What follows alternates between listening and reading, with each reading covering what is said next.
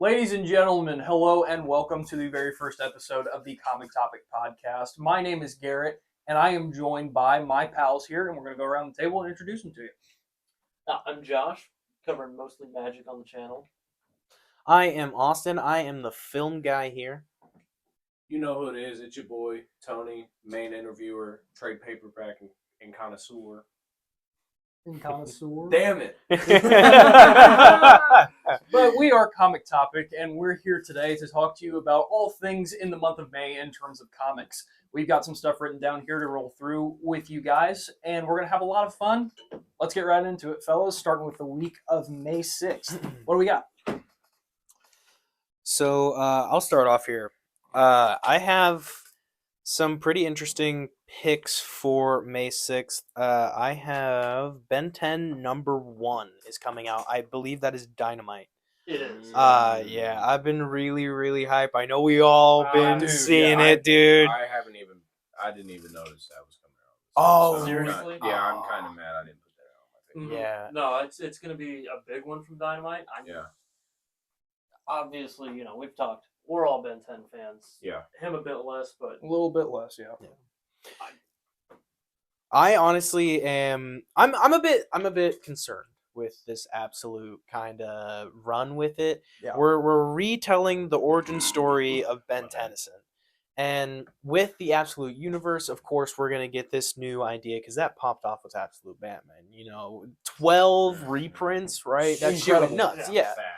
But with this Ben 10 here, do we really need like this grittier retelling of a story like this? I mean, you got to think that the only iteration we've got was the cartoon, so I mean, it That's could fair. definitely get more grittier than what they showed us. What Tony's saying, and the fact that the generation of Ben 10 fans, being us and older now, able to like digest that stuff Yeah. and not have it be, oh, it's Cartoon Network, we got to keep it PG-13 at the most. Fair. It's Yeah. going to be a cool look. it's going to be a nice touch because it's essentially growing up alongside us. in that Exactly. respect, which, touch back on a previous issue, I think just this last month with Mad About DC. Mhm. It felt like, watching Mad back on Cartoon Yeah. Network just Yeah, aged just- with us perfect in time with our. Yeah. Which Mad's been around for longer than we've been Right, alive, right. but to see that again in a different format than what we're used to, that was really cool. I was a big fan. Definitely. I'm intrigued to see if we're just getting base Ben 10 aliens or if we're getting like Alien Force aliens and Ultimate Force aliens. I wonder what that's going to be like. From what I've seen from these covers that we've gotten, we're getting not the original 10. So the original 10 in this issue, in this series, I think we're going to have like 5 or 6, but we're also going to get like Alien extra Force and ones. Ultimate Alien. There's a couple miscellaneous ones. Yeah. So like, Cannonbolt. not Cannibals. the original base 10, but you have like your Heatless, your Diamond Head, your Forearms, Accelerate, Gray Matter. That's what, 6? Yeah, and Cannonbolt. Cannonbolt is Well, in there. Cannonbolt He's not was- original 10 though. He was that's like, Oh, he was like yeah. 12. That's kind of like 15. Yeah, he's in there. That's fair. So it's like Because wasn't Wildvine. Wildvine was 11. He looks crazy. was No, was that Wildvine looks hard. was he before or after Upchuck? Who? Oh. Cannonbolt? Cannonbolt. Cannonbolt was before Upchuck. Okay. Mm-hmm. Shout out Upchuck though. Yeah, Upchuck's a dude. It's clear to see that everybody's excited about Ben 10. Yeah. Obviously, Yeah. I don't know ball like these guys. That's my fault. Maybe I need to brush up on some Ben 10. Yeah. But You Some- can't watch it anywhere. Yeah, you That's- can. Tubi. Yeah, Tubi. Tubi just I did see all that. that stuff, so that's a player. But on the note of other releases that are Yes, somewhat yes. goofy and cartoonish, we could go on Yeah. about Ben 10 for hours with these three. We've got something kind of cool that's been done before. It was previewed on Free Comic Book Day, which by the time this comes out, that will have passed. That's tomorrow for us, for those of you listening and watching. Be there, be square. We've got Been there. well, yeah, it's already happened. Hope you like your books. Yeah. Exactly. DC and Sonic. Oh yeah. Yeah. I'm not a huge Sonic fan, but as much as DC's been knocking it out of the park with a bunch of crossovers here lately, with Marvel especially with the Deadpool and the Spidey and Soups and stuff like that, and the DCKO tie-in with the implementation of Homelander and Vampirella, all that stuff. DC and Sonic together, gonna be kind of cool. Yeah, It's different. I feel like the Justice League and Sonic crossing over is a what's it called? A kind of calling from the Paramount buying or Warner Brothers. Yeah. You know what I mean? Because Paramount did Sonic. Warner Brothers obviously has control. Well, has some control over DC. Mm-hmm. So yeah, I really am kind of enjoying the parallels that are happening in these two worlds. But I mean, with these characters like Silver Green Lantern, that shit hard as fuck. Yeah. Hard as fuck. And of course, Sonic is the Flash. Who would have thought? Oh yeah, for real. Wow. I think it's Shadow Batman, Amy Knuckles. Wonder Woman, and Knuckles Superman. Yeah. I think that's cool. Yeah, I'm excited to see because it's 5 issues, right, for this free comic book day. Yes. You would be able to tell us better than anybody. 6, well, but you can pick it. Or what are you talking about? Well, they're releasing in sequence because I remember when we were at the shop, they had all of the covers lined up with. Do you guys remember that when they had all the covers lined You're up? With all right. the You're different right. Yeah, ones? it should be 5. Yes. Yeah. So, I mean, personally, on a free comic book day, if I'm from what I previewed, and yes, I did get a little sneak peek. Sorry. I think I'm coming up pretty dry besides Dungeon Crawler Carl, and I might pick up all 5 of those books. Because, I mean, those sequenced together, oh my god, it's so cool. Yeah. So cool. It's like, pretty nice. Take a picture, it'll last longer. Bro- You know, if you buy it, it lasts forever. Buy it. It's like, on paper to 2 reads. My bad. what's that? Sonic? What channel was Sonic X on? CW? Yes. Yeah, CW4Kids. And that was also the channel for Justice League Unlimited. It is our childhoods coming together, people. Okay? And the best Teenage Mutant Ninja Turtles cartoon Abs- ever. yeah, You should hear yeah. this too. Yeah. You guys should know especially, because if you're younger than us, you don't understand ball.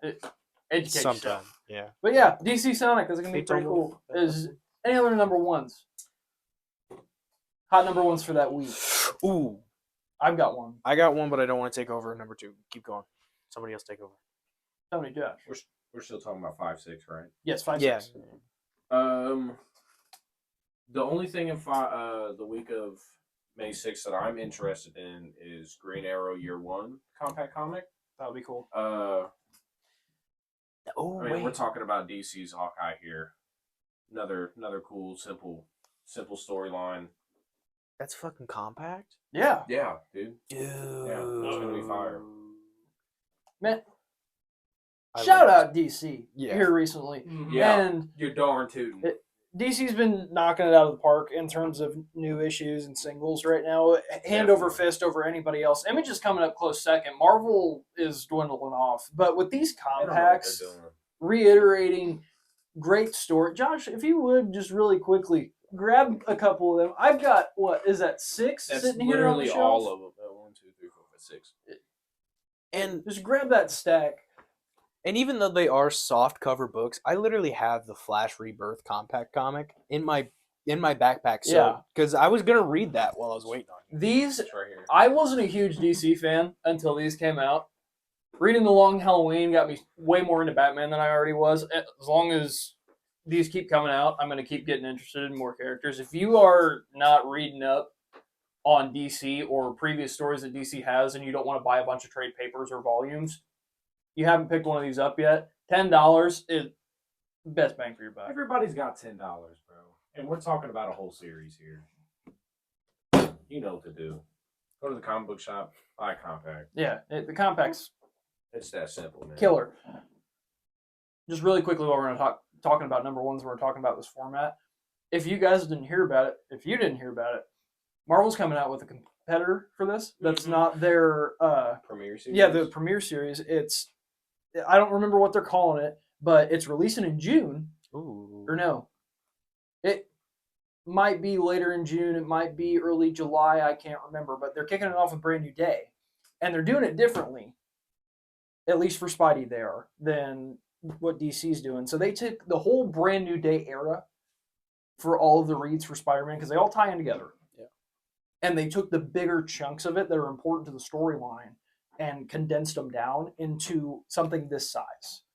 I think the page count for that release is like 370 something. It's going to be a thick little fucker, but this is elevating the space. It's a whole new way to collect, really. Yeah, I mean, it's trade papers at the end of the day, but it's small. The art's not as good on these because it's a different printing style, but other than that, you cannot complain about that. $10 a piece. That's what I'm saying. Yeah. And Marvel, it's the same price. It's 10 or $11. Yeah. So I mean, it's going to be a hot commodity for a while, I feel like. This is incredible. Reading through like the Flash Rebirth, I feel like the older comic series that you get into, the worse of the quality that it's really going to be. But like the Flash Rebirth, reading through that's a relatively new series, so they still had, I think they were still doing physical mediums, but I feel like they also had some digital back in that day. So it really kind of depends on what era you're reading in that these like pictures are going to come through. But like Which I wish, sorry, Jesus, if they did like different eras, if Marvel did that condensing thing for their format with like 80s to 90s Spidey and did like Bronze Age, Silver Age, like Golden DC's Age. finest. Yeah, shit like that, but made it in a compact form. I would pick that up all the time, just to have a huge back catalog of favorite characters, or like all the old Avengers books, with all the origins of the villains and stuff like that. That would be sick. Yeah. Hey Tony, just real quick, can you pass me my vape that's underneath your feet? I dropped that shit. Don't do that. It's bad for you. I have one in my lap right now. Back to number one. We kind of got off the rails a little bit there. Josh, do you have a number one? I do actually have a couple for the first week. For the first week, yeah. 5-6. Yes. 5-6. 5-6. All right, what do you got? 8-9. No. So, Tales of the Green Lantern Corps, Guy Gardner #1 comes out that week. Yeah. Yeah. And maybe I'm a little biased in seeing Superman, but Nathan Fillion portraying Guy Gardner definitely brought a lot of positive attention to the character. 100%. I'm definitely excited to see a new run going forward with him. Guy's always been my favorite Green Lantern, just out of everybody in general, and not even just the main 3 or 4. Right. But I just didn't like the guy's. I don't like the guy's face. Nathan Fillion? Yeah, I don't like his face. Really? So it kind of throws me off. I do like his face. I'm gonna be honest. I wish there was a more natural ginger that played him.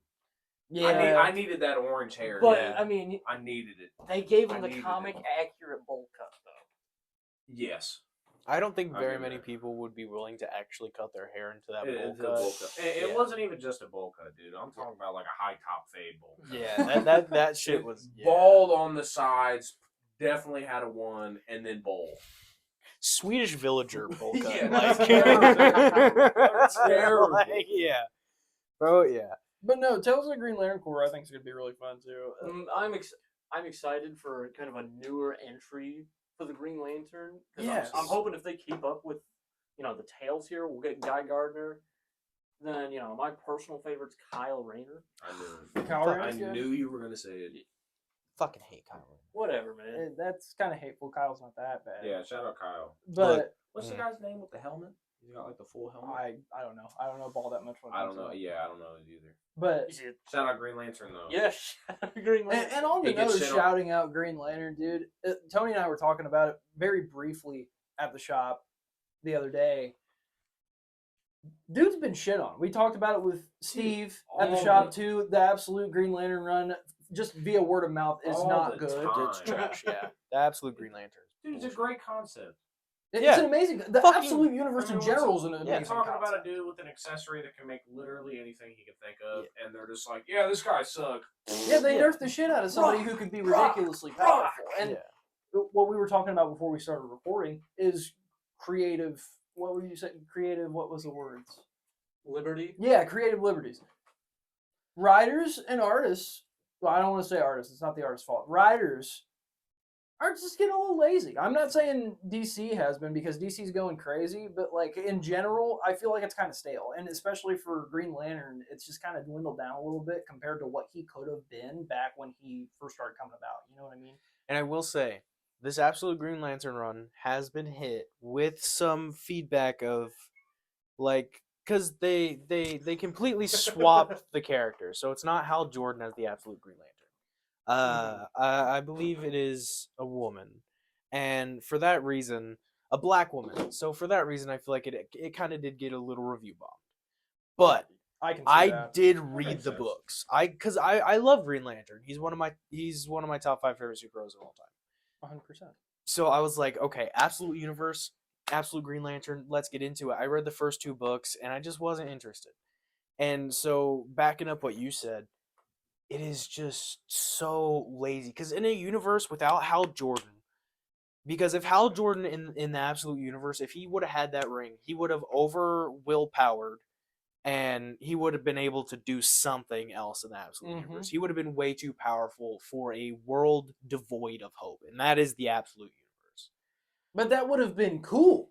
It would have been cool, but it would have completely ruined the point of the Absolute Universe. In a way, I see your point. Yes, I agree.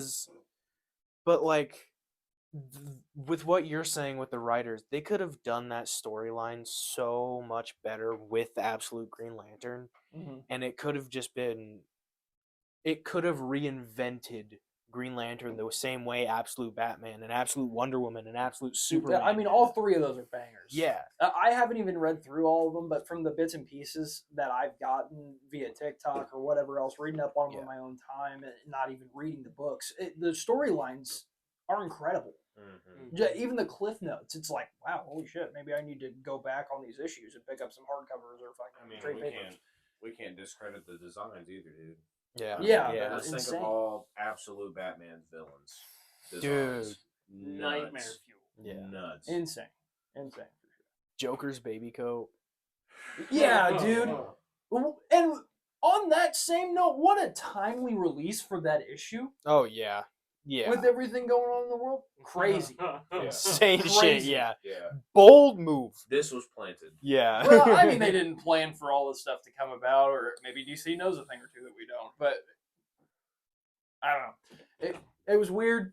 It's kind of cool that it happened at the same time as all this other crap that I really don't want to drop the name of on here. But I mean, you have that with the boys right now. I haven't caught up on it yet. Oh my god! I've been busy. I've never watched. I'm The still Boys. grieving Invincible Wednesdays being gone right now. So, but I think we should wrap on 5-6 on that note. Let's talk about continuations real fast, and let's move on to 5-13. So for me, if you guys know us, I'm the Spider-Man guy. If you can't tell by the hat, and I'm picking up ASM number 28.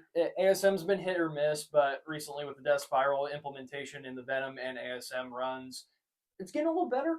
There's a little bit more heart in the writing. I'm really excited for it.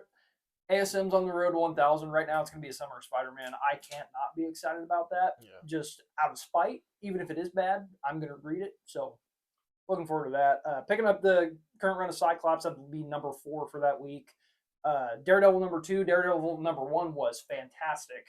Cannot wait to see how that plans out. And one of my favorite books right now, a little indie read coming from Image, one of the biggest FOMO books of the year. We've talked about it on the channels before. Dork, not number 2. I don't know why I have number 2 written down. It should be number 4.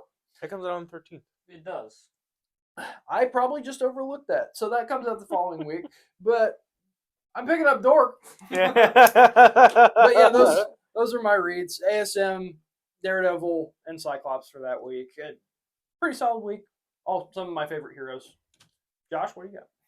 So my only continuation is Moon Knight, Mark Spector Moon Knight. Just following that story, which I am unfortunately still behind a issue right now. But from the first 2 issues, it's been ramping up pretty fun. You know, classical Moon Knight combat specialties, all that fun shit. Hell yeah. I'd like to read that. I really would. I've heard good things. Such a good read. It is a I've heard really good things good from them. fucking read. I know why I screwed up on Dork. It's a reprinting. I thought so. There you go. There you go. Another thing to touch on. Sorry, you'll go eventually. Okay. But mentioning the boys from Dynamite, we're getting boys blind bags, kind of in celebration of the TV show. I didn't know that. Yeah, I just popped up that I didn't read too much into it, but a blind bag from the boys right now would be pretty legit. Mm-hmm. Yeah, I mean, I- we haven't. The comics not as good as the show. Obviously, everybody knows that if you're a fan of the boys. But I wouldn't be against having some physical media of the boys. Mm-hmm. Yeah. Not at all. Yeah, okay. So now I've gotten permission to go. So obviously I've been reading up on this Fantastic Four #10. That's probably one of like the first series that I've been grabbing when I became a serious comic collector recently. So I've been super excited about that overall. I am kind of upset with how the story's been going, but I'm not even going to get into that. I can go way longer. Moon Knight #4. Oh, yeah, I'm with you on that one. And then TMNT Journeys #9. Bro, these Journeys books have been going a completely different direction than I would have ever thought they would be going. Oh, yeah. Like, it's a nice take on the classic Mirage Turtles, because these IDW Turtles, while they're great, I really do enjoy these classic Turtles that we've been getting recently with IDW. Even though IDW, where the fuck are my Turtles books? Yeah, let's very quickly talk about that. Probably the biggest name that IDW has possession of Yeah, in printing is the Turtles, next to Godzilla. yeah, yeah.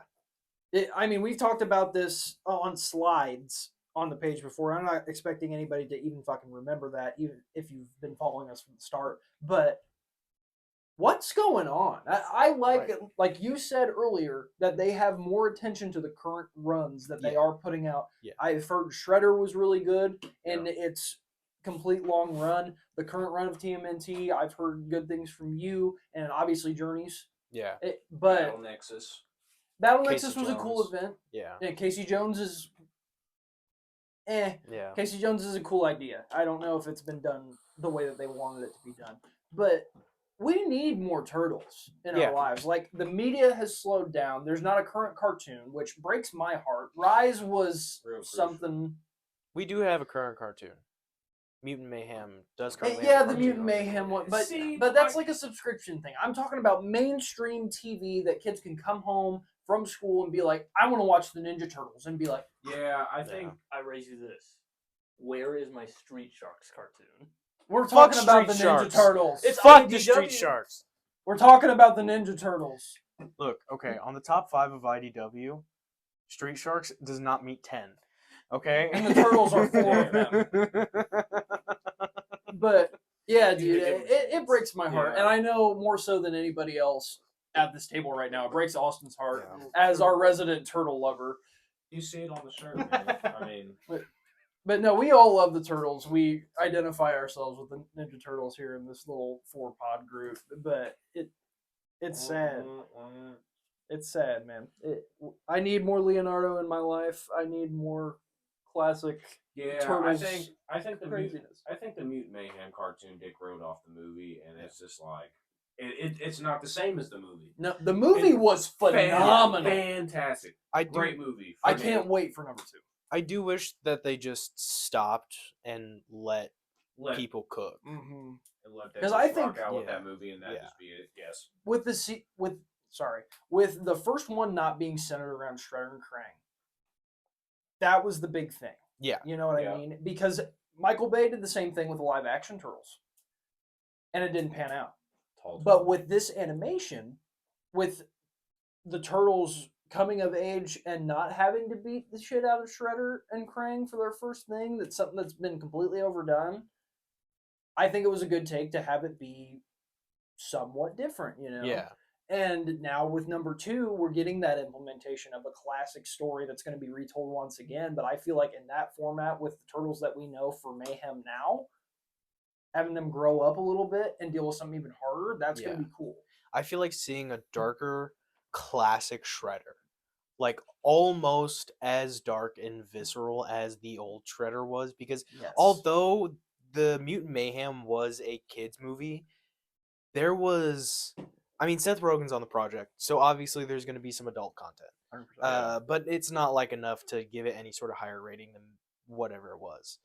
But like, we got a little bit more action. Like, I think we got some like maybe blood scenes or something like that. But seeing like a hardcore like 2003 old Mirage comics, like this is a threat shredder Mhm. because they really did Superfly like that motherfucker was him.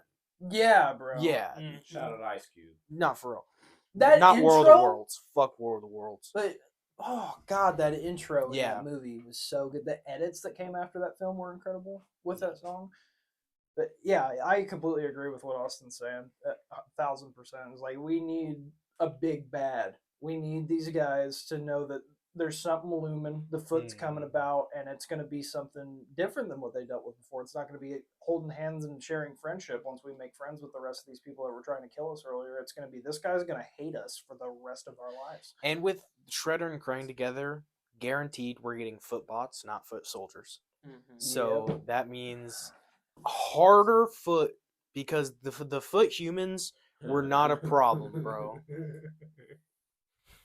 Harder foot. I mean, but You're like, good about turtles phrasing throughout the longevity of this brand that we're trying to start off. Turtle lover, harder foot. how else would you phrase it? I don't know. Exactly. Dense. Dense. But we're gonna have a more difficult enemy than like our typical foot ninja. And I feel like adding that edge to this turtles after the goofiness that we've gotten is gonna just skyrocket 100%. this whole thing. As long as it's not a scientist shredder that partners with Krang Yeah. to make the fucking I'm Generic storyline. Let's bring the Krang to the Earth, Yeah. and he take over the Earth with the dome. yeah. Let's let it be a little bit different this time around. Let's let them both shine in their own right, and then maybe combine forces at the end, or they fight each other and the turtles are fighting them at the same time. I want to see something cool with that. But we're talking about turtles a lot. I did not intend to go down that road very far. Tony, you don't have any continuations, do you? That you're picking up for 5-6 because you're our trade paper guy. No, I thought we were going. I thought we were on 513. Yep, that is exactly what we're doing. We're going on 513. All right. 513. The only thing I have coming out is Justice League Red. One of my personal DC heroes, favorite DC heroes, is Red Tornado. Very slept on character, I think. We're talking about Brave and the Bold, one of the best Batman cartoons to ever drop. If you haven't seen it, go see it. You don't know. Watch it. Deadass. What is that? HBO. HBO. Max. If you don't have HBO Max, that's your fault. Outside, if you're broke, just say that. Yeah, I mean, let's just be honest here. Real. Steal it from your mother. That's what I do. But yeah, I mean, that's no. Red Tornado wouldn't do that. He doesn't have a mom. Outside of that, I mean, he is a robot. So. To be fair, neither does Austin. You're right. That series has been over, so I've been just waiting for the trade paperback to come out. I mean, we're talking about a secret group of heroes that only Red Tornado knows about and only the heroes know about. Oh shit! Cool. Really? And they're doing their own thing. Not even Batman, Superman, or Wonder Woman know about what's going on. So, Wow. Batman doesn't know. Exactly. He gonna find out. We're talking about the guy that knows everything. Yeah. He's just Number letting you one believe it, dude. Number one DC He's already superhero. had prep time. Fight me about it. You won't win. Yeah, that'll be cool. Yeah, I didn't know about that. Yeah. Thanks for putting that on the radar for me. That Sure. ass. Yeah. That ass. Sure. Yeah, that'll be cool. I'd get up and start spinning, but there's not enough room. So. So, I've only got one. This is kind of. I hope Oh the my mic's caught that. God! I hope the mic's caught that. I felt that. All right. Dude, this chair's hollow as fuck. This chair is crucial. Moving on from Tony blasting ass, essentially onto me. What do you mean? This is a, kind of like a tentative pickup for me. Something that I'm interested to see how it pans out, and it's obviously going to be a pickup for me. Spectacular Spider-Man Brand New Day, number 1. Oh, wow, Spider-Man! Whoa! Spider-Man! Whoa! Yeah. Don't worry, I got you. I truthfully don't remember the whole description on this book, but Kingpin is involved, and there's something that can change the balance of crime in New York. It's an overdone storyline, but with the title, they're trying to sell out the movie. They're trying to sell out more comics. I don't know how to feel about it. I don't like the rebranding of Brand New Day. I want the movie to be what it is because the movie looks fantastic. I don't want them to taint that with something else. But that's the only number one that week that I was really looking just forward like to. another Mutants Mayhem thing. Yeah. Like you don't want to. Don't overdo it. You don't want to dick ride off what's going to be great already. Exactly. Speaking of what you were just saying, correct me if I'm wrong. I feel like Kingpin has been more of a. I might just be stupid, and he was already started off as a Spider-Man villain. But I've always You're taken gonna go to Daredevil, Kingpin. aren't Yeah, I'm thinking as Kingpin as Daredevil's villain, not more of Spider-Man's villain. But I understand that they're in the same city. So it's funny that's that why you they bring cross this up paths. because I don't know if it's a Daredevil book or a Spider-Man book, but there is a book where it's a full page where Daredevil and Spidey sit down and share a sandwich. And they talk about, is Kingpin one of yours or mine? Mm-hmm. I was just about to bring that up. And they debate about it for a little bit, and they don't decide on it. It's a very split villain, and for good reason, because Spidey and Daredevil align very, very similarly on the way that they see things for New York. They want everything to be right and just, and for people to be in balance. They don't want Fisk to be a bad guy. They don't want to hurt him, but if they have to, they're going to. Yeah. See, They live by very similar molds. Yeah. Yes. Here's where I cut in on kind of Daredevil's side though. Fisk started out causing his chaos in Hell's Kitchen, which is what put him on Daredevil's radar because Daredevil was the devil of Hell's Kitchen. Now, and he's a lawyer. He does, in fact, practice law. But now that, like, in these major storylines, Wilson Fisk is the mayor, it does kind of broaden Daredevil's horizons, which is leading into Spider-Man's territory. Exactly. So I feel like in that way, Kingpin is mainly a Daredevil villain. However, the bigger he gets, the more the on more radar he is to Spider-Man. And you've got to think, too, Hell's Kitchen is Daredevil's territory. That's his stomping ground. But New York is Spider-Man. That's exactly what I was going to talk about. Because Spider-Man has just ultimately more reach than Daredevil has. It's not even about the reach. It's that Peter tunes into everything. Right. He loves that city. You know what I mean? He doesn't want anything bad to happen to it. I mean, so does Matt. Right. Matt does that Everybody as well. does. Anybody who's a hero in the Marvel universe doesn't want to see anything bad happen to anybody. But when you're talking about New York, you cannot leave out Spider-Man. If you do, you don't know it. Absolutely. But here's my argument as to why I feel like Kingpin is more of a Daredevil villain. He has that grudge. Like you put the devil of Hell's Kitchen on a spectrum to the point of he only does this when Thanos and these other big fucking villains come in.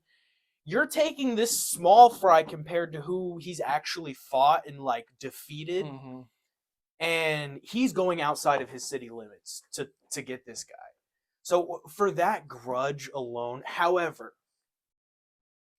pushing back on my own argument, the one issue, Black Suit Spider-Man, where he goes in the prison, pulls up the prison. Dude, one of the hardest things that Peter Parker has ever done in his fucking life flat out, was show up to fucking Riker. What is it? It was Rikers. It's Rikers. Yeah. He goes to Rikers, and he puts his balls on the table, essentially. He's like, you fuck with my family, I'm going to kill you.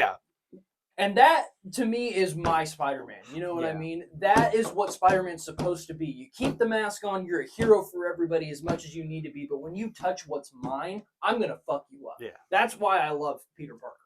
And that's where the line blurs for Matt Murdock, is because once he turns on that mask, it's the permission to become the monster. Yeah. Well, he's already blurred, he can't see. It's almost for... God damn it. I mean... I caught that slow. I had a thought in my head and now it's gone. Let's fucking talk about it here, bro. But he didn't see a thing coming. I'm talking blood lights. What comic line was that? Ooh, Gosh, that was dude. If I could tell you with the amount of back issues that there are for Spider-Man, I would. There's a lot of people out there. Hopefully, somebody's listening that can comment on this or something and tell us what exact issue and line that was. early ASM. I know that for a fact. It is not early ASM. That is like 2000s ASM. Yeah, that's what I'm saying. That's Oh well, yeah, early to us is what I'm yeah. saying. Early volume 3 is what that would be classified as technically. Yeah. But yeah, I don't know what it is. Hopefully, somebody listening or watching can let us know. Because I know it results from it's like Aunt May takes a shot in the back. Yeah, Yeah. and she gets hospitalized. Hospitalized, does not die. Yeah. And that's the only reason he leaves Kingpin. I'm pretty sure he did something with Mary Jane too, because at that time, I think it was before the Brand New Day arc, and they had been married for a while, and he fucked with Mary Jane in a way. I could be mixing issues up. I'm not sure. I remember specifically because I remember watching a bunch of different like TikToks about it and all that because I've never read the actual book. Mhm. But I the one line that I remember very specifically, just speaking about this specific issue, is if my aunt doesn't make it, and I'm paraphrasing here, if my aunt doesn't make it in this hospital, I'm coming back. He chose to mercy him, but he said, if my aunt doesn't make it, I'm coming back and I'm filling your lungs with web fluid and I'm gonna watch you fucking suffocate. That is insane. Didn't he say he's not coming back as Spider-Man, but as As Parker? Peter Yes. Parker, yeah. And let's keep diving into this for just a little bit more because I cannot leave this out when we're on this subject. Daredevil Born Again with Kingpin Yeah. is fucking incredible. Mm. I have not caught up on it, and by the time this episode comes out, it should be over. I believe so. Yeah. So hopefully I am. But I'm not even going to talk about season 2 or get into anything with that. We're not talking about film, we're talking about comics. But in terms of relation to film, with Brand New Day and with the implementation of 2 seasons of Born Again, I hope and pray to God that Kingpin does not go away. Mm. And he is a problem for Spidey too. Yeah. Because with just everything surrounding the intertwinedness of those 3 characters alone, that on screen would be fucking incredible. Charlie Cox being in For No Way Home. That, what was it, a minute maybe of him Barely. catching the brick? Yeah. I'm a really good lawyer. That was insane. It was huge when it happened. Put them both on screen again. Put them both in their comic accurate suits. I might have to change my pants in the theater. Yeah. I mean, that would be incredible. And having both of them go up against fucking Kingpin, of all people. Dude, yeah. I Imagine the want a- Spider-Man Daredevil fight. I want a grittier Spider-Man, which I think we're going to get with Brand New Day. Yeah. 100%. It just looks like we're going to. He's fucking sad. He's going to lose swallow control. The frog. Yes, exactly. He's going to swallow the frog and get upset. And Yes. he's just going to do 60s comic book Peter Parker things where he's Peter Parker and not just Spider-Man, and he gets mad at shit. Peter has always been a mad person, and in comic books now, he just lets shit happen, and he's just stressed. He doesn't Spider-Man's get a mad. DM crash out. We need one. We need a webhead crash out because that's who Spider-Man is, who he's always been. And if we can get that with Daredevil and Kingpin, peak cinema. Little blood on the ground never hurt nobody except for who spilled blood. But I mean, the best part of Far From Home was the final battle in the hallway with Mysterio and the drones, where he's just fed up with all the bullshit. yeah, That's and like the most redeemable part. you dive into that a little bit more. God, please seal your ass with something. What I'm is? sorry. I don't know what's going on. I don't know That's the what's frog that Peter's gonna swallow. going on. I don't know what's going on there. But we can talk about Spidey all day with me. I will keep diving into topics. What other number ones for 513? I don't have any number ones for 513, but I do have a bunch of continuations. So, Josh, if you have any number ones. Yes. Godzilla versus America. Texas number Yes, one. dude. Yeah. Yeah. Yeah, football, Texas. Godzilla. That's the state that's going to give them the biggest trouble. We already know. It's an interesting storyline, I will say. I don't think I'm actually picking it up. I don't know Okay, what- but I will probably read it in the shop when we go. I I'm picking up the number one. I'm gonna be honest. I don't know what the individual states have to do with trying to fight Godzilla. I really don't hope it's either. like They're fucked. satirical. I mean, like, let's be honest. stereotypical things It's- about the state. I'm sure there's going to be a little bit of that in there, but at the end of the day, it's Godzilla. They're going Yeah. to try and stop him, and it's been so overdone. You know what I mean? With the recent movies in the past 10 years, Oh, it's like, what's I mean, going dude, they on? could have ended it in Portland and just doped him up hold on. as much as they could, and he would have, he probably could have died. But I mean, now we're just You're stressing never it going to out. believe this. It didn't work. Or they doped him up and it made everything worse. That one, I'm pretty sure. Damn it! Fuck, Fuck, I man. mean, isn't that We what? can't given have it- shit. Yeah, I'm pretty sure that's how we Can't found out shit about in like one of the Portland, Oregon. forms of Godzilla. You're gonna is have a we lot of doped him points. up. Dude, It's imagine unlocking a new form of just immense Straight amounts drugs. of like Meth heroin, meth, fit, coke. I Just mean, what are we talking going about? down We're the list. just everything under the sun. Guys, look, So what? Godzilla's doing a fat lean.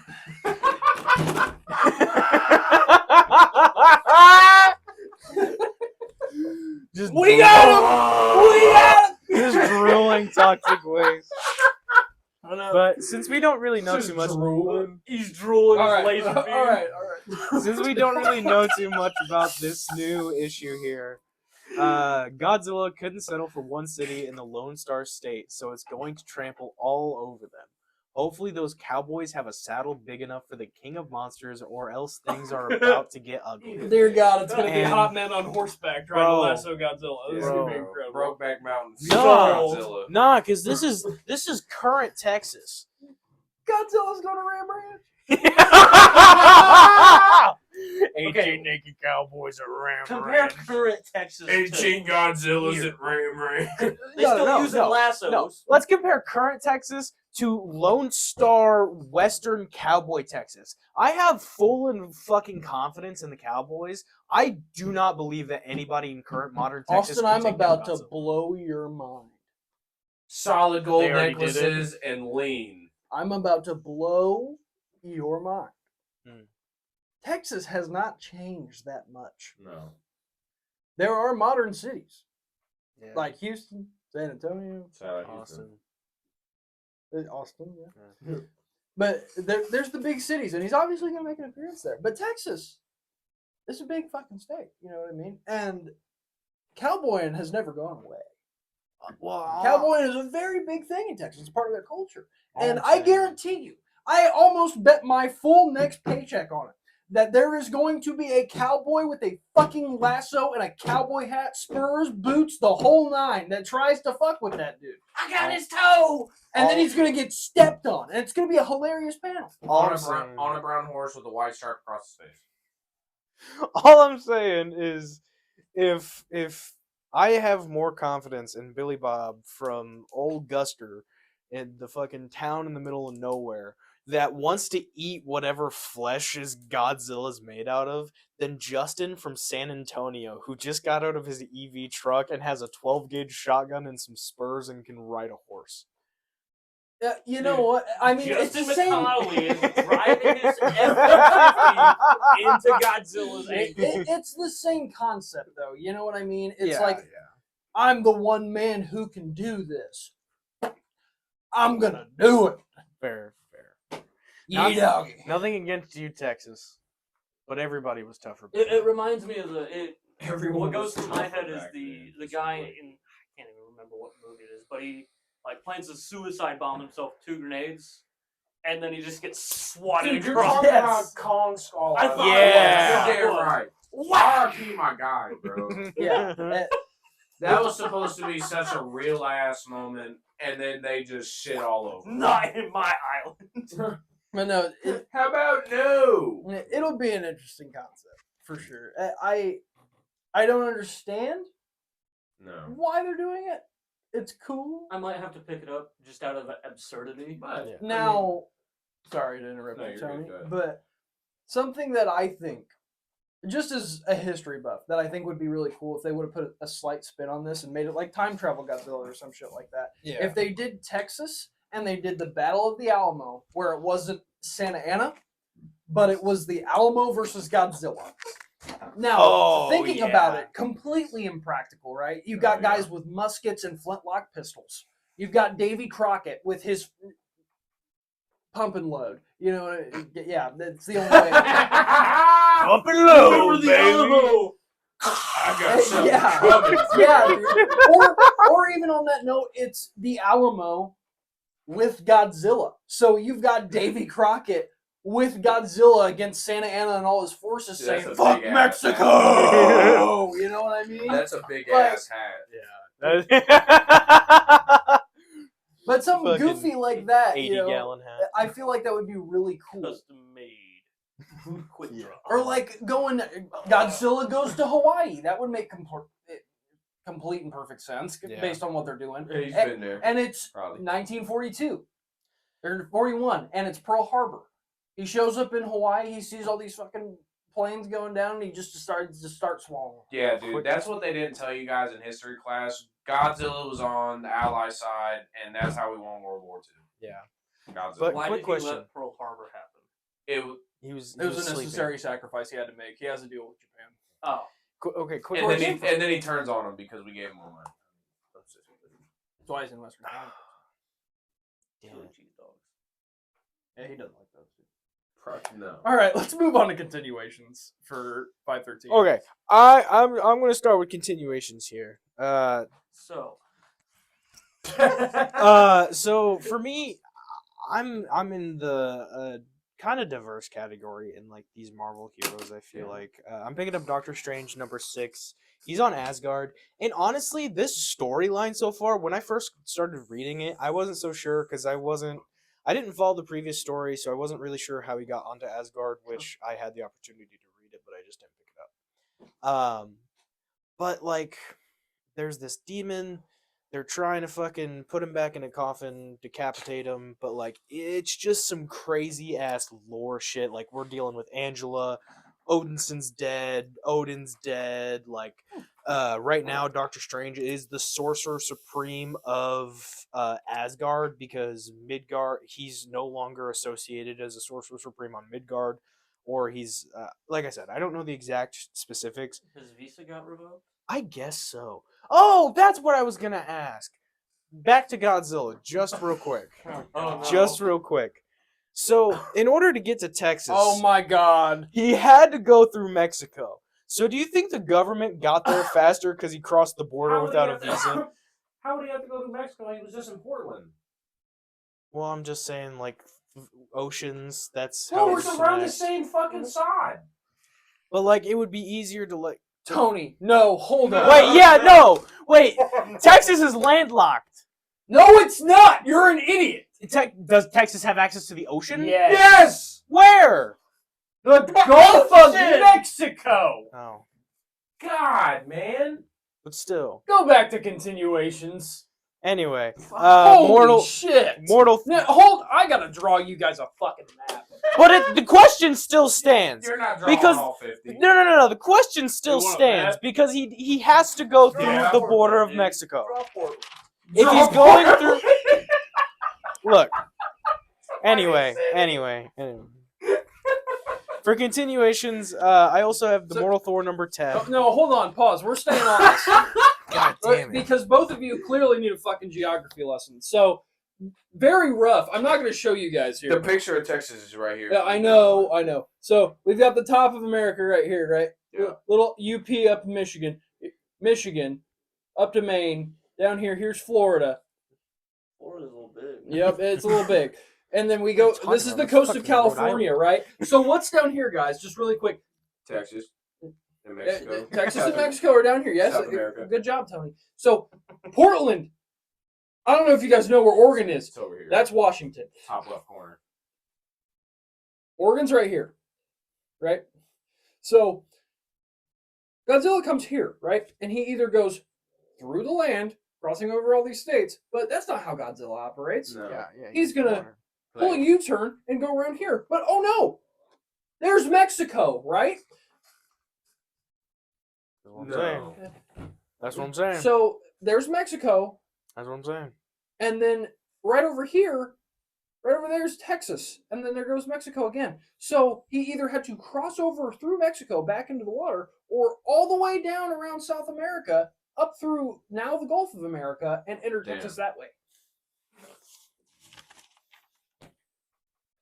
Okay. The fact that Question you still said stands. Texas is landlocked blows my mind. I thought I don't know what the fuck you were thinking. I thought Texas and D1 Goober here. I thought definitely Texas was and- thinking of the opposite side of Texas. I was thinking Texas and Mexico were a little bit more connected. Had than I thought. my had my However, sides swapped. question still stands. Do you think the government got there faster because he had to cross a Mexican border? 100%. You see Yeah. the state of the country right now. Cool. ISIS in Anyway, airports. anyway, Yeah, he does fly. Mortal Thor number 10's releasing. I've been really liking the story. So I know in one of the new comic book days I said it was like a version of Thor, but Sigurd is not Thor. This dude that we are reading about is not Thor, That's but he his has name. yeah. My bad. He has the potential to become Thor. So Thor's alter ego, Blake, whatever his name is, or Donald Blake, I'm pretty sure his name. Whatever. He is a villain in this run, separated completely from Thor on Earth, and for some whatever reason, Sigurd has to prove himself to Odin in order to be worthy of Thor's power, because he is ungodly strong. Like, if anybody could fill the shoes of Thor, it's going to be Sigurd, or however that works. But I've been really diving deep into this line because it's just a complete retelling of like a Thor story in a strange way, because it's going back to like mortal Thor, but I think they're meaning it literally. Like, this is not the god Thor, but this is the Thor for Midgard. Imagine one day you just got pissed off at work and just started whacking dudes with the mini sledge. That's And what he Odin- did! And Odin was like, "That shit was tough. Show me, and tell me you can do it again." That's And you do it exactly with what blonde happened, hair. bro. That is exactly what happened. Some fucking fucking serpent agents pulled up to his job site. He pulled a mini sledge and a fucking bungee cord for the safety harness and just went nuts, bro. That is exactly what happened. And Loki, he's disguised as like this little homeless kid that he hangs around, and he's been watching him this whole time. And he reports back to Odin about exactly what's happening. And Odin's like, he's got to go through the tests. He's got to be figured worthy. Wow, you've been foreplaying as a child, and this weird guy that just started having to hit people with mini sledges started to rock with you? Almost child. Fuck it, dude. He sounds like a stand-up guy to me. Yeah, bro. Give Yeah, him it's- fucking thunder powers. But like, it is a crazy story, and it is just taking turns beyond belief from any Thor story that I've been any sort of interested in. I'm really, really, really loving it. And we have TNT 18. That's been following the story of Splinter's rebirth, kind of as like this vengeful spirit in a way. He even went after Casey Jones in one of the newer issues. But it's coming to an end. It's number 18. I'm not sure how many issues we have left, but we're getting to these final last few, and I'm scared how they're gonna end this off, because this isn't Last Ronin universe. No. Splinter is it's a whole different story, and it's getting insane. It's getting crazy. Hell yeah. But yeah, that's all I got for continuations for the 13th. Iron Man number 5. Ooh. How's that been going? Bless you. That's fluorescent. So what? Terribly. Still behind a bit. But from what I have read so far in the series, I mean, I'm ecstatic. As the Iron Man dude to his Spider-Man dude, this comic feels like it's really breathing life back into Tony Stark, and he's not just some, My name's billionaire that everyone can fucking beat down on. Yeah. But he's got his charm back. It feels like good Iron Man still. Yeah. So I'm happy to see it keep going, and hopefully it sticks around for a long run. Hell yeah. Is that all you got? I do have Dork number 4, but I think you're more excited to talk Yeah, about it. I slipped up on that. That's my fault. One of my continuations is Dork number 4. I think for this week that's going to be my most anticipated book because I don't want to take credit out of the four of us for being able to sniff that out, but I did when we were going through books for Yeah. posts. And God, Tony! damn, every time I talk, man, close your ass! It's not intentional. Jesus. Anyway, Dork has been incredible, unlike what just came out of him. And I don't know. Brett Bean, his art is incredible on this. His writing is incredible on this. It's a solo book. It's coming out a little slower, which makes me so sad, but monthlies have a little bit more care in them. That's what I enjoy. And it's just so unique. You know what I mean? You guys have been reading it, and I love it. I'm glad to see it keep going. Go ahead. I haven't read a page. You haven't read any of it? I have all 3. I haven't read one. You need to. You would very much so enjoy Bro, it. picked up the books and was like, yeah, the cover's cool. No, I'll I- get it. I have a stack like this. That's comics, dude. Sometimes No. you just pick up stuff because you think it looks cool. No, so that Invincible month cover was solid. You gotta Yeah, with appreciate Alan the on it? art. Yeah. Alan and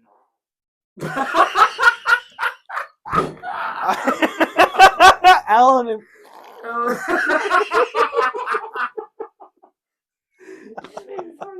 Dude, I gotta get a different chair, bro. It's gonna sound worse every time. Anyway, I'm like, I'm farting in the hallway in this chair, bro. Keep it being. anyway, Shit. Going back to continuations to get the terrible idea. shut up. To get the basics and obvious out of the way for me, ASM, Venom, Death Spiral, Body Count. I really liked the implementation of this back-to-back little saga that they did for the current MJ Venom and Peter Parker being back on Earth. It was a very interesting take, and Carnage's implementation and all of it was very cool. Getting to see the origin of Torment is going to be very, very interesting. Dude just likes to kill, and he likes to do it in a very particular way. I don't know why, but in this book we're going to find out. I'm really interested to see if that pans out in a way that everybody's kind of expecting it to, those of you who've read it. And other than that, I've got Black Cat number 10. Black Cat 10 is going to be pretty cool. It's going to be rounding out a big arc for Felicia. She's been going into this little herodom sort of thing. She's been teaming up with MJ to help her out on some things. MJ's been all over the place here recently in the Spider-Verse. Does the Black Cat run at all coincide with Fantastic Four? Because I believe it was Fantastic Four 5 or 6. What happened? Black Cat gets falsely imprisoned because there was some sort of murder revenge plot going on, and Sue had to help plead her innocence. No. If you haven't read any of the things he just said, pretend you didn't say. You know what I'm saying? Yeah. Keep rolling. If you aren't caught up in the most recent Fantastic Four series, you're an idiot. That shit is good. We totally should have said beforehand, comic spoilers, we need to do that going forward. But anyway, like I said, Felicia's going in this big arc. She's teaming up with MJ on a lot of different things. And here recently in issue number 9, they went into, I don't remember the exact name of it, but it's a mirror, and it's a multi-dimensional mirror, and they fell into it, or it sucked them in, or something like that, and it spit them out in a different universe where Peter Parker was never bitten by the radioactive spider. Flash Thompson never died, and neither did Gwen Stacy. Oh. So Felicia and Peter wound up getting married and living a life, having kids, all that stuff. And MJ got to live out her best life being a Hollywood actress and actually succeeding in that career that she's always wanted to. Oh. So it was a very different take, and they lived out full lives from their mid-20s ages that they are in 616, lived out to be somewhere what looked to be, in terms of the artistry, like 40s or 50s. And they're sitting down at a table with each other at the end of this issue, and they talk about, do you ever regret living in this life and not trying to seek out how to get back home? And they both agreed to it and said, yeah. And then they got spit out into a bunch of different other universes and eventually got taken back to the 616, where Felicia's still combating with, am I a hero? Am I a villain? Am I doing good, bad? What is life for me? What is this role that I have? And it's a very deep take on her character that I think works so well with Felicia Hardy because here in the past, I can't put an exact number. Let's call it 15 years. They gave Black Cat her own solo run in 2019. I don't personally know what that's about. I didn't read that one, but just giving that depth to Felicia Hardy because she has such dense past and a very unique mindset on being a thief and what Peter does and his relationship with her and all that stuff. It's really cool to see her go through that. Yeah. It's one of my favorite currents right now. I hope they keep going with it and extending it because I would like to see a full-fledged, maybe 30-issue run at the bare minimum of Felicia just figuring life out and seeing what things are. Probably ultimately winding back up in her old role because it's hard for her to get out of that. Yeah, But that's kind of always what happens. She ends up right back in that kind of Yeah, not villain, it's a but rut. thief era. It's a you know rut what for I mean? Felicia, Yeah. man, and it's a good role for her to have because she has a such complex personality. I don't think she's morally compromised in the way that she would like kill somebody. I mean, early stages Felicia menace. Oh, 100%. Late That stages first Felicia. solo Black Cat run, Yeah, insane. yeah. She was me. Yeah, late stages Felicia. I feel like she's calmed down a lot, and I'm okay with a thief, Mm-hmm. but like Not a killer. not a killer. Yeah. Yeah. And Yeah. that's due to her relationship with Peter, man. Peter changed her, and it really shows, especially so in this current run of Black Cat.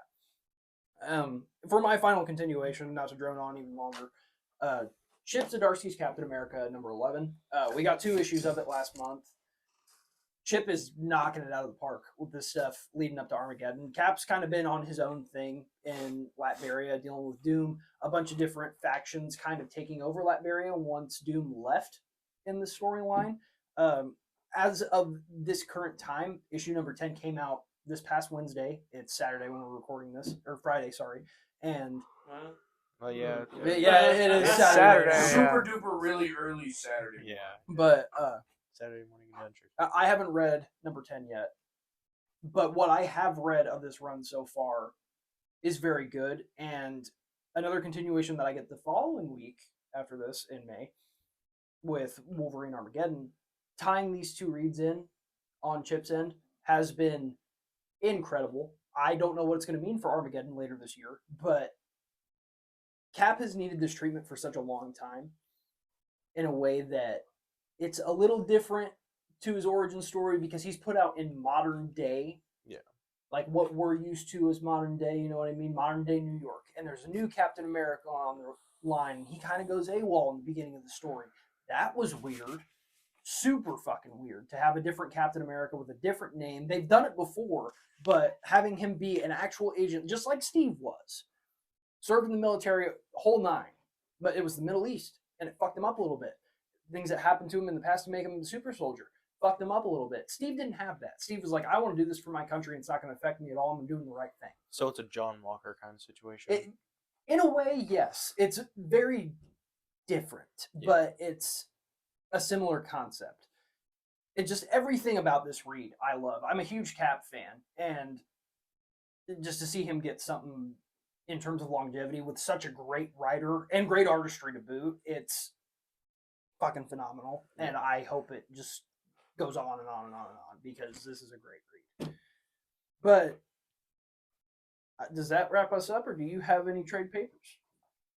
For 513? Yeah. No, that's it. No, I just had Justice Yeah, League Red. you already went over Justice League Red. That's my fault. So let's move on to 520. I don't have any number 1s for that week, personally. I have 2, but I've.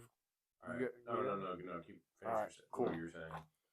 I have 2. If anybody else would like to go first, I'm all for it. But I I'm just pretty have excited. How many do you have? I don't have a single number 1 now. Okay, I'll just go. Go I'll for it. just go first since I have the one. Gotham Central compact comic. Ooh.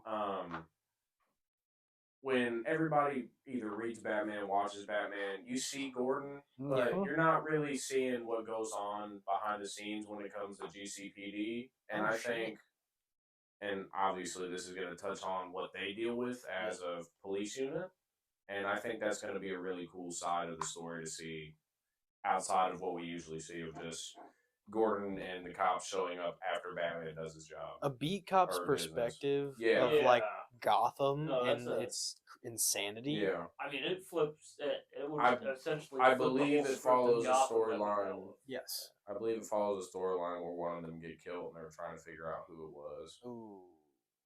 between the. You said this was a whoever's compact, right? Yeah. I have read a little bit of this. It's cool as hell. Yeah. I would love for every single I would love for Marvel to do a take on this in Avengers Spider-Man New York. You know what I mean? I want to see how all of that gets dealt with on our known side, you know what I mean? Yeah. Non-superhero stuff. And for that to happen in the world of Batman, from what I've seen of it, is very cool. It's Yeah. a very cool concept. This is a concept a compact that I am going to pick up. That's not just this is the Batman title, this is the Supergirl title. You know what I mean? This Yeah. is something that's different that I Yeah. want to have on the shelves that I can come back to and read and be like, that was cool. This that is was just a I, cool interesting. I system. can agree with that. Yeah. I definitely think I'll be copying it as well. Yeah. that'd be- Honestly, I might even pick that up It sounds because I solid. think it's just it's an interesting and not it's not a hard to think of idea because Yeah. how long have we seen the perspective of Gotham from an unscarable hulking, damn near invincible guy. Yeah.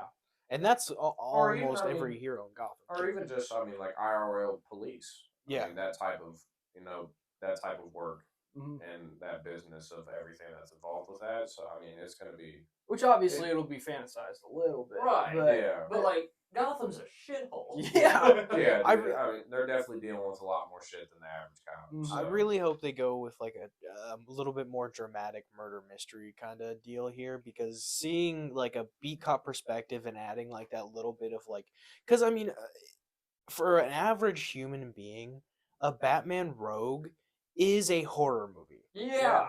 A horror movie. So seeing it from like a beat cop's perspective and that whole thing, and even like Jim Gordon, him going up against even Clayface, fuck that 10 times.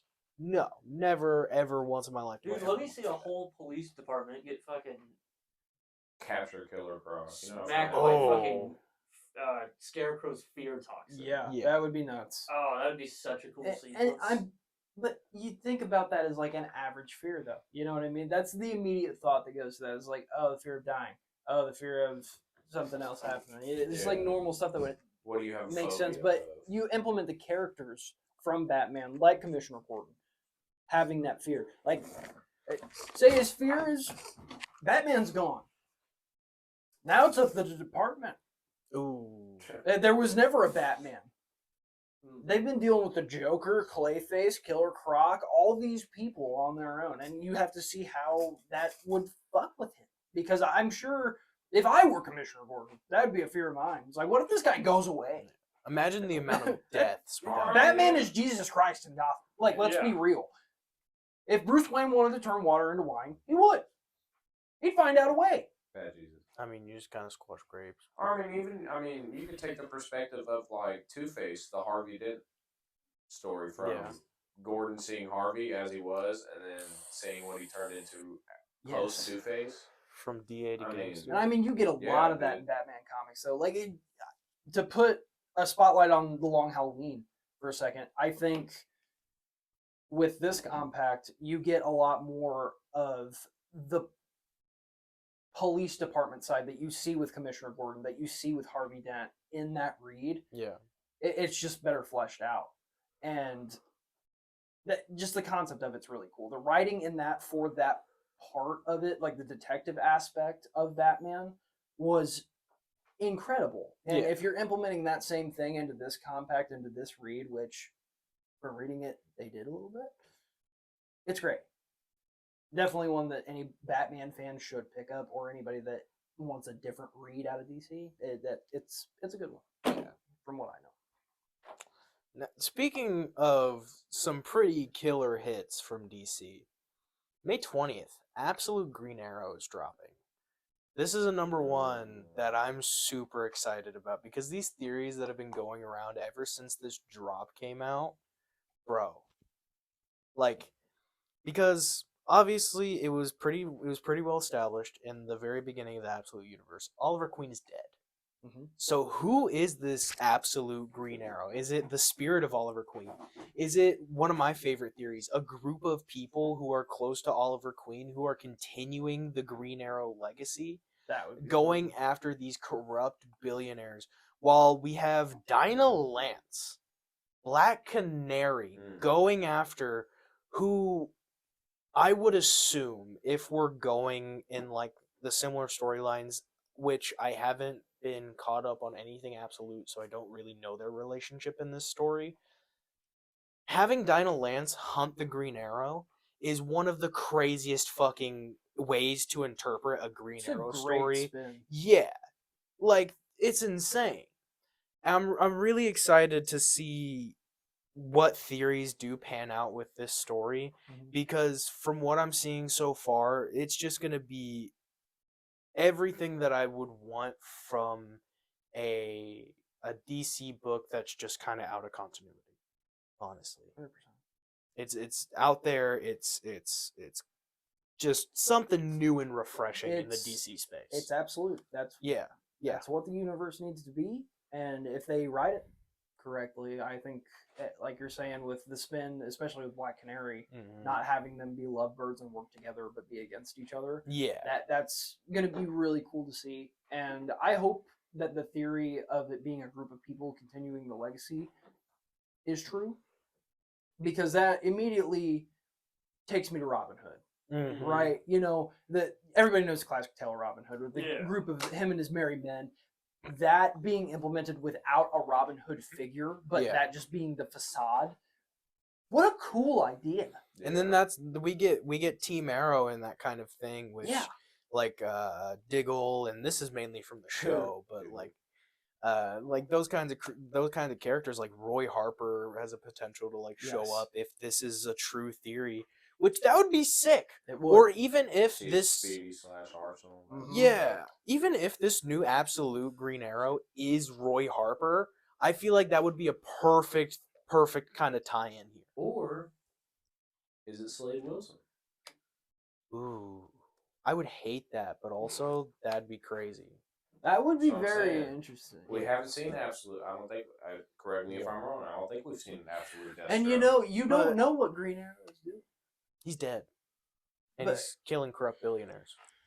That's all I'm saying. He's killing corrupt billionaires, but are the corrupt billionaires really corrupt in a world devoid That's of all I'm hope? saying. It brings in the Deathstroke Well, yeah. aspect, and that's why Black Canary could be hunting him. I mean, we're talking about the dude's bow is made out of 2 machetes with Yeah. a string attached to it.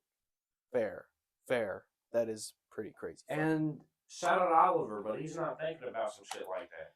let's yeah, but let's, Roy would. let's think about Roy this. did heroin. Let's think about this further. Let's dive into Tony's theory really quick. If it's Slade Wilson, he could be hired.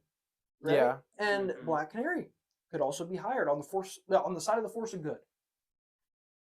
Right? By the billionaires. World devoid of hope, nothing's happy, right? The whole universe is shit. She's gonna go on the side of the people who are paying her. Same thing with Slade. Fair. It could be an interesting concept. Do I personally think it's going to happen? No. I think I'm going to die on the hope that it's the Band of Merry Men. And Yeah. it's the Robin Hood aspect, because Yeah. I think that would be something that's very That'd be- timely, that makes Mhm. sense. That'd be a dope aspect for sure. But the Slade thing, I'm not going to discredit either. I think that would be really cool. That would be interesting. I personally feel like having a character like Slade Wilson take over the role of Green Arrow in that way would be an interesting take, but I feel like it would be a wrong direction to go almost, because then you're taking it in the absolute Green Lantern kind of spectrum. For sure. But honestly, getting off of absolute Green Arrow, because although this is like a really good series, I'm really excited for this new #1. Young Hellboy is something from Mike Mignola that Hellboy is just something that we don't really get very often, but we're getting a new #1, a new series here. Probably gonna get a #2 in like 3 months, but That's the Get- name of the game. getting any sort of Hellboy series, I'm just all for. Yeah, Shout out for sure. Hellboy. Hellboy's cool. Hellboy's definitely an underrated title and character. Should have got that 3rd movie.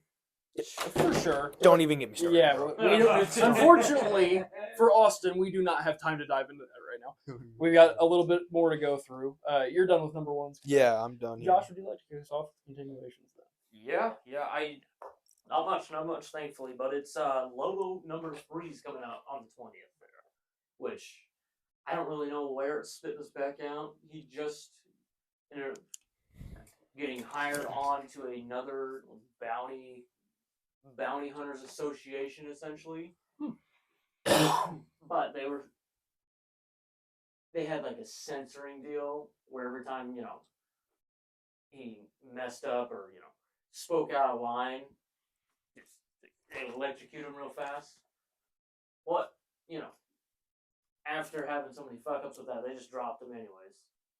So I don't really know where that puts us for number 3. And truthfully, I probably need to read up a bit more from the first issue. But I mean, it's Lobo. It's insane. Issue 2 had him vaporize a guy's face for laughing at him. You can't not love Incredible. that. Yeah, Lobo's great. We're talking about the main man. Exactly. We're talking Exactly. about the main man. But no, I'm very excited to see where it goes. I always love a little goofy read, Oh, for Yeah. sure. Yeah, for sure. Especially with a character like Lobo. Exactly. Lobo's fuck Deathstroke when we're talking about this subject. Lobo and Deadpool go hand in hand when it comes to Marvel and DC. Yeah. Lobo is definitely more akin to Deadpool. Yeah. And I like the different twists that you have with both in both Yeah. universes because Lobo is, while he is alike, is very stark on a lot of different reasons, and I just think that him getting his own title, it works great for DC. Right and now. I'm ecstatic to see Jason Momoa take the role Yes. of Yeah. Superman. Yes. First Oh of all, my God. they nailed the Lobo look so fucking well with him. Yeah. And now he's not Aquaman. Fantastic. And Aquaman. to be completely real, with him wanting to be Lobo for so fucking long, there's no way that he's going to allow them to fuck up this character. Oh, yeah, because dude. Same thing with Ryan Reynolds' Deadpool. Yeah. Same thing with Yeah. Channing Tatum Gambit. Yeah. It's the same concept. Same thing with David Cornsweat Superman. Yep. Let's be real Yep. there. Hugh Jackman Yeah. Wolverine. Yeah. Well, no. Yes and no. Hugh didn't Yes read and- many books in the beginning, but yeah. He came around. We Yeah, still he love came him for around. it. He Yeah. came around. Going into continuations for me, the obvious out of the way with the bi-monthly release of ASM number 29. It's great. More Spider-Man for More me. I have so much Spider-Man. What a dot! But blood for the blood god. I talked about it earlier. We've got Wolverine, Weapons of Armageddon number 4. I know neither of you are reading this, No. Right. but with what I'm caught up on, 3 came out this week, so I haven't read that yet either. I haven't had time, unfortunately. But Wolverine is teaming up with this lady that I unfortunately don't remember the name of, and they're seeking out folks who are recreating the Super Soldier Serum. And this is where it ties in with current rated Cap, because we see our new AWOL Captain America in Colton hiding out in a cabin hunting down these guys who are creating more super soldiers, the same people who created him. And Wolverine decides to aid in that because he's a Weapon X victim, you know what I mean? Yeah. He doesn't want the same thing to keep happening to other people. Nobody wants that in the Marvel universe because it's been overdone. Let's be real. And not even in terms of characters or storylines, but just the concept in general. It's like, okay, we get it, super soldiers are a thing. But the way Zdarsky is doing this is trying to put a stop to it. I think is very cool. And especially with the implementation of Captain America, just a little bit in this read. And Wolverine being the headliner of stopping the super soldiers and not focusing so much on mutants. I think that's a very cool thing. It dives more into his military history and the things that he does know as a character that's been around for so long in the Marvel Universe. It's cool. It's just a very cool concept. And the implementation of Nuke with this is very cool too. It's explosive, to not put a pun on things, and it changes things up a lot. It's not just a straight and narrow, this is going to be a strategic thing where they take out an agency. There's going to be disruptions with this. That people want to stop it because super soldiers are a prevalent thing in Marvel. Tyler Torrance is supporting character. Hmm. Tyler Torrance. Who? He's the guy who's helping out with Wolverine in this Weapons of Armageddon #4. Tyler, Nuke, and Wolverine all on the front cover. Yeah. Yeah. Yeah. He must be in issue 3. That's who was on the front cover. That's my fault for not knowing ball and not reading when I knew I had a podcast to record on Friday, Saturday. But yeah, I think it's great. Zdarsky's knocking it out of the park right now. They need to give him more creative liberties on a lot of different things. I personally would love to see him write a Spider-Man story, even if it's a 5-shot. Something short would be really cool. Just the grittier writer that he is, and a very strategic writer at that when it comes to Marvel. Yeah. I think it would be cool just to see something from him on every character, personally. But you guys have heard me talk about it a bunch of times before. Zdarsky's great. I'm pretty sure I hear you bring him up like every 2 weeks. Yeah, Give or take. every 2 weeks. Same here. On New Comic Book Day on Wednesdays on our pages, as a matter of fact. And on that note, while we're kind of rounding things out here before we get into this last week, huge shout out to the folks at Mages Comics and Games. We go there every week. We're in a little bit of collaboration with them. We were talking about Free Comic Book Day, which is today. Happy Free Comic Book Day. Oh, Happy yeah. Free Comic Book Yes, Day. sir. Be there or be square. It already happened again, Tony. Fuck! What we're doing with them? I didn't make it. I missed it. What we're doing with them today, what we did do with them last week, is great. I love the relationship that we have with those folks. So just to be prevalent on here, thank you guys for being who you are. Thank you for everything that you do for us. We're happy to have you as pals in this space. Yeah. The community's great, and just love those guys. If you're local, if you're anywhere near Indianapolis, Indiana, and make it to Mages, please go pay them a visit. They're great folks. They'll take good care of you. Mages, Comics, and Games. Don't forget about it. Now, Your continuations. yeah. Now, my continuations for the 20th. We're getting lucky with May here. As a Fantastic Four avid lover here with this new series, we are getting number 10 and 11 within 2 weeks of each other. So we got 1 week in between these two drops in May. I'm so happy about it. So happy about it. Because I remember waiting so long. So that's Fantastic Four number 11. And then we're getting Imperial Guardians 3. Another one of those surprising reads. I was kind of iffy about it, looking at it just on the shelf. But after I picked it up and actually started getting into it, dude, it's insane. Cosmic Ghost Rider, Darkhawk, Gamora, we have Captain Marvel, like all these different big name galactic characters, and seeing them all together and just this dynamic that they're building within this story is really reminiscent of like an older Guardians almost, but with a fresh story. I'm really excited to see where they're going with Imperial Guardians, and I've been loving it personally. Not being able to get into the original Guardians kind of hurts me a little bit, but having this jumping on point with Imperial it's beautiful. I will say I haven't read any of it, but just based on the panels that I've seen and the things that I've read online about it, it does look like a very interesting read. Fun. And I think Marvel needs to dive into the cosmic stuff a little bit more. Yeah. Guardians, in terms of film and comic books in the past, has done very, very well.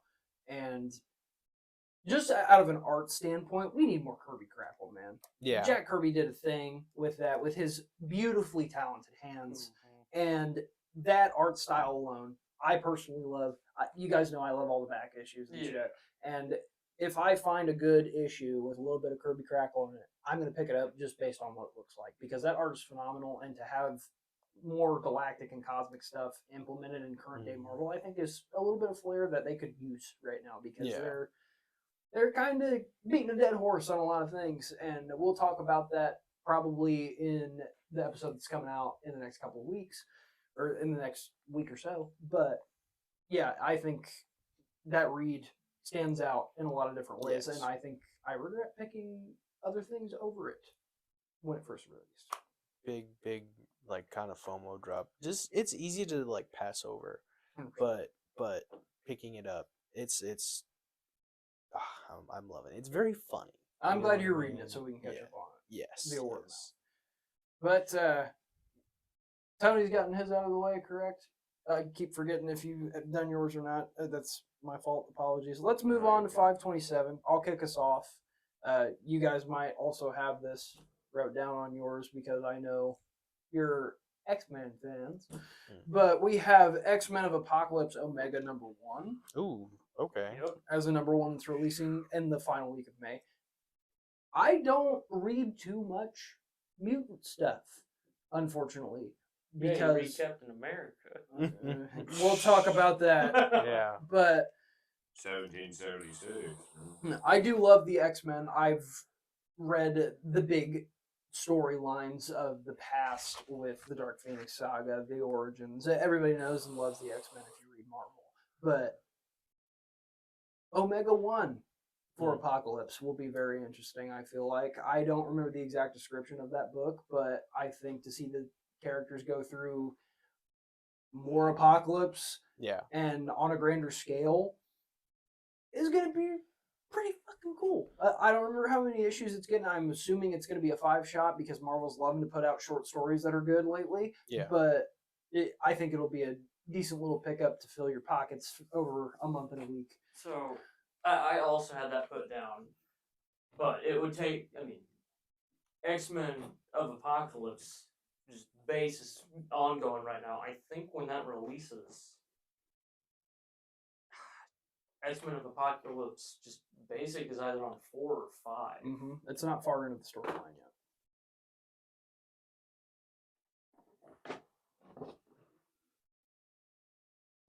Double checking it here.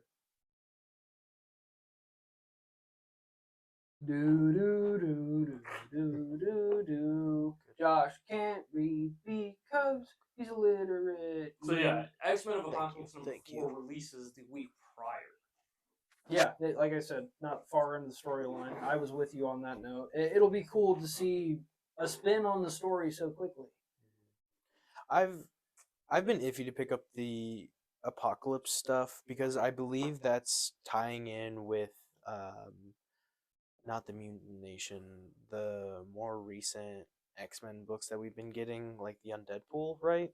Is this still It's a big over arc thing. Yeah. Yeah, there's a bunch of tie-ins to Okay, it. okay. Yeah. That's kind of what I'm thinking. You got to pick up a lot if you're a big X-Men fan. I mean, Yeah. obviously you've been doing it, and Yeah. I'm sure it's been done well because they don't necessarily do X-Men poorly. Not Yeah. to say that it hasn't been done before, Yeah. but I think with the things I've been seeing and reading, it's doing well for itself. It's one of the legs that Marvel has to stand on right now because solo titles are not a very prevalent thing around them right now, and having the team that one of the teams that started it all for them get good justice to them makes sense. I mean, shit, X-Men United too. That's a Is it title that's good? coming up that came up pretty recently. That, oh my god, I've been loving it. See, loving it. I think the X-Men are going to be taking a big ramp. I think the writing's going to get a little bit more love to turn people back into the movies Ever since because we're getting a 97. reboot there. You know what I mean? They better not fuck that up. It's original Deadass. 6. It's going to be the X-Men origin. You know what I mean? Wolverine's not going to be a part of it. It's going to be Jean, Scott, Hank McCoy, all the fun with them. You know, With Hank, I kind of hope they go Sony X-Men route where he was originally like and he trying to beat the mutation. Yes, Yeah, and- yeah, yeah, we need that conflict. yeah. 100%. Genuine. It was such a beautiful. But moving on, I do have a #1 that I'm gonna assume that other people don't have at this table. It's another fun one from Image, Universal Monsters, Creature from the Black Lagoon, black and white. See version. Phantom of the Opera. I did not pick up, but I'm a big fan of Phantom. Mm-hmm. Josh and I both are. We have a little history in music, and we have an attachment to both the film, the musical, the music surrounding it.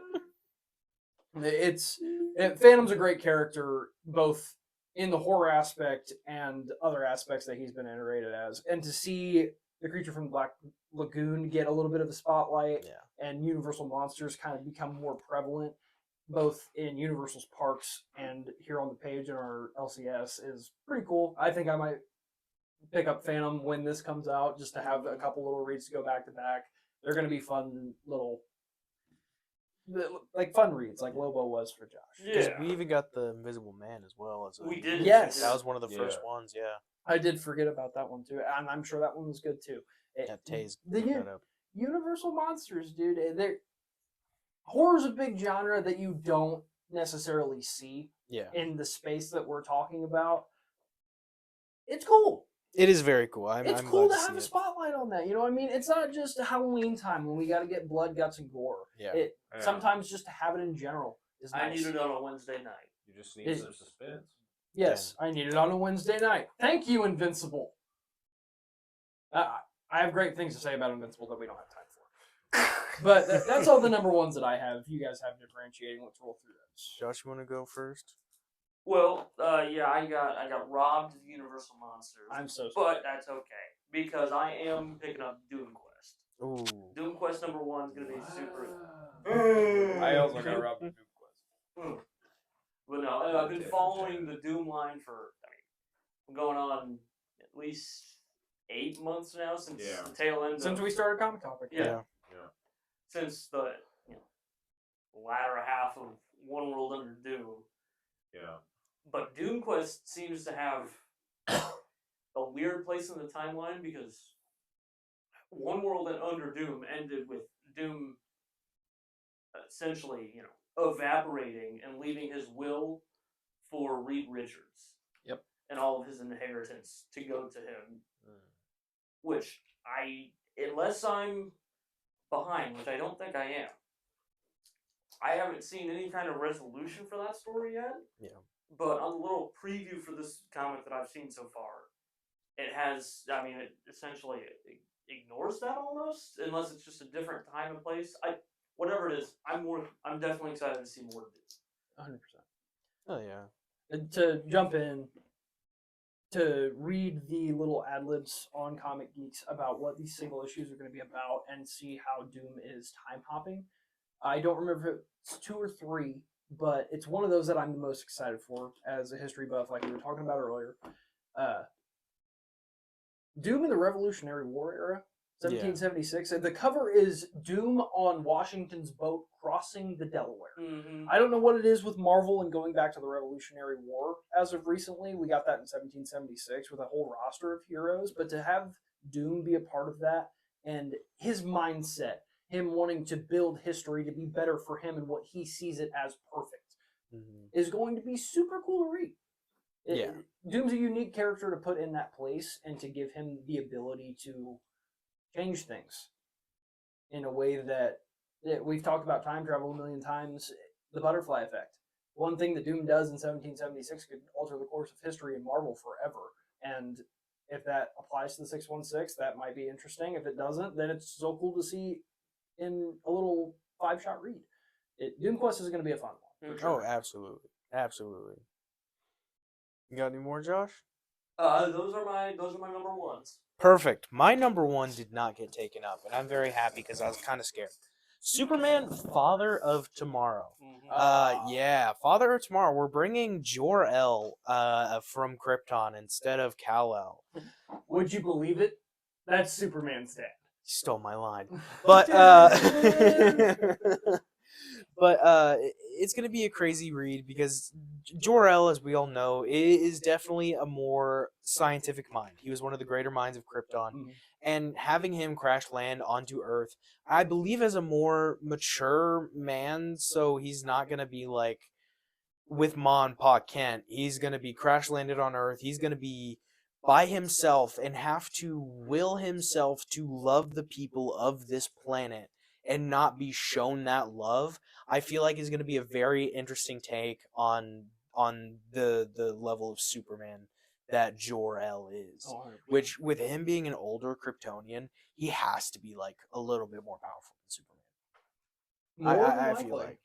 I can see that. And with the way his mind works, I'm excited to see what he does with the responsibility of his technology on Earth. Yeah. Because that's not something that Superman can relatively do as often. He has access to the Fortress of Solitude, which he can, used to manufacture things and help him out and He give him doesn't knowledge. utilize it as much Ex- as his dad would. Exactly. Jor-El has that practicality to him. He has that. He's used to the scientific method. of It'll things. be. Obviously, it'll be more scientific Yeah. and more. You know what I'm saying in that way, Mhm. but it'll be kind of like a hybrid Yeah. between what we see in Bruce Wayne's Batman and the hopeful, let's go get him, happy-go-lucky Superman, and putting those conflicts together, like you said, is going to be very interesting to see a Superman figure beat. Yeah. Excuse me. I'm probably also going to be picking that one up. I completely forgot that it was coming out that week. I'm glad you reminded me because I got to put it on the pull list. We just talked about it yesterday. I know. Yeah, it's been a long day. I've been up for more than almost 24 hours here in a couple hours. So Oh yeah. it'll be cool. It'll definitely be fun for sure. I don't have any continuations. No. Tony might have something new for us. That's my pick for that week. All I have for the last week of May is DC's finest Dead Man. Ooh. How many times can a guy die? If you're not familiar with Dead Man, first off, watch Batman Brave the Bold. Again. You'll catch him in there first. But world famous acrobat gets killed. He wants to find out who his murderer is, and he makes a deal with the goddess who lets him do exactly that. But he's a ghost, and until he finds out who his murderer was, he cannot go to the other side. Super fun read. It's going to be all the highlights of his storylines, and I mean, I love me some Dead Man, dude. Underrated DC characters. Genuinely, I fall for it. I every love the time. fact I love his tie-ins with Batman because Yeah. him and Batman do have a very close bond, and For sure. and his Deadman's ability to possess other people is something that I've always just kind of found fascinating about this guy. Seeing him in like Constantine animated movies, I haven't seen it. I haven't read much dude. about it. Dude, yeah, man. I love when Constantine and Deadman team up. Those are fire. I'm thinking Yes. about I think it's Justice League Unlimited when you see the clip of him possessing Superman. Yes. Mm-hmm. And Yep. watching how Batman can just snap to notice that he's possessed. Dude, Yes, that was yes. one that I was going to bring up. I love that scene. It's such a cool connection. 100%. 100%. No, that's a good fucking pick, dude. I am really excited Yeah, about that. it's a sleeper for sure. Shout out Dead Man, dude. Genuinely. Or even like in the Brave of the Bold, taking over Green Arrow's body so he can communicate or Speedy's body so he can communicate to Green Arrow what's going on with him and Batman. Yeah. Yeah. I do enjoy because I believe it's one of the series where Batman does help Deadman find his killer. I kind of do it's hope. kind of part of that. Yeah, I hope we get a tie up with Sometime. everything in the end. Yeah.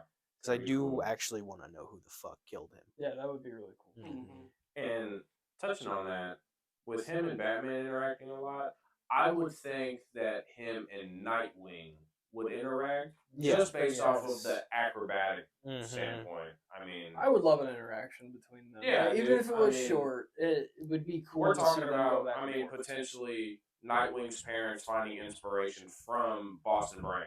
Yeah. Yeah, dude. Yeah. That would be so cool. What a yeah. 100%. Thank you for reminding me of his name, by the way. Yes, sir. That's all Tony has. You guys got continuations? I'm dry. Nah, I'm dry. I only had Father Tomorrow for I last have continuations. Well, No. week. So, just in order of how I've read them, Corpse Night #2 from Image is coming out. Yeah. Which the first issue was definitely a great read. It's I'm not sure if anyone popped into it. It's essentially necromancy. It opens with a little bit of foreshadowing of a father telling his daughter about his one princess, paraphrase, asterisk me if I'm wrong, about how she loved someone very dearly but ended up perishing, but through faith she brought him back from the dead. Well, foreshadowing comes true and a couple bandits of some sort come through, murk Papa. And then they run off as, his daughter's tearing up. Well, he ends up coming back from the dead in one manner or another, and it's corpse night. But as far as I'm aware, it was just a zombification. Sure. Until he spins the block on these guys, murders the bandits that killed him, and then rips the armor off of the big bad of the group. Yeah. So he is, as far as I'm aware, it's just normal zombie rules. But 'Cause they're was it- on the quest to find the princess asterisk in the story he was telling them to see if they can kind of better kind of reanimate him. So he was just a commoner, right? He has no like actual knighthood. Based on the exposition given to me, yes. Okay. So he That just does sound interesting for pretty sure. cool. I remember us looking at the titles Mhm. way back when we were doing some stuff behind the scenes for Comic Topic, and it did sound interesting to me. Not something that I personally want to pick up. I've got my fantasy reading dork. That sounds cool. I mean, in terms of fantasy, I've always loved necromancy and resurrection. The Gary player in Magic. Necros Prime player. Now that we're through our Shut up, continuations, aren't we? Are you Yeah. done? I Or do have you another. Oh, let's get through that real quick. I know you have something to do before we close out, and then I'll close us out. We'll be done. Well, I have Zantana #2 coming up at the end of the month as well, which I just finished reading issue #1 yesterday. Sounds accurate. I guess 2 days ago now, but so far it's just a fantastic read. I haven't read a whole lot, but I can appreciate the character. So- yeah, the character. See, that is Fishnets. Well, it's well built up. Dr. It's Fate the daughter. bazookas. I mean, Yeah. Yeah, that sounds But she's looking to be the new Prime Magus because that's meant to be the defender of magic, Yeah. and it's just a whole bunch of I want to say mumbo jumbo between you take from magic, magic takes from magic users. Yeah. So whenever somebody uses it, it can take parts of their fear, expression, anger, and it just ends up corrupting the overall magical world, for better or worse. So Zatanna's working to actually improve that relationship. Oh. Okay. So she's trying to change the fundamentals of how magic works. Not necessarily change, but balance. Yeah. Yeah. More so Yeah. control if she can. Yeah. That's Okay. cool. Can't just That's be pretty A used very as fitting all read willy-nilly. for you to close out the month. Definitely. On the note of magic, Josh would like to do something for you all. He's been itching this whole time. It's terrible, but a little stream. And I'm going to cut you off because we're going to do it in next week's episode. So, to Blue Ball Josh, and to close us out here, thank you all. Thank you all for sticking around if you have for this long. If you've been following us for a little while, we're glad to be starting off this project. This is going to showcase a little bit more of our personalities and how we get along with each other. Josh is pissed off at me right now. You're going to get to open it here in a few minutes. It's fine. We're going to do back-to-back recordings, so don't judge us next week if you tune back in and you see us in the same clothes. We're busy people. We got to make the time that we can. Yeah. But once again, thank you guys for watching. Again, shout out to Mages Comics for giving us all these great titles that we were talking about. Stop into your local comic shop and pick some of these up if any of them interested you. And tune back in here in a week or so for another episode. Hope you had a good free comic book day. Make sure to check out our TikToks and Instagram as well. Always check out the social medias. There'll be a lot more posts here if you want to see a little bit more of our comic opinions. All right, everybody wave to the camera. Say bye. Bye. Good first episode. Bye, guys. See you guys later in a few minutes.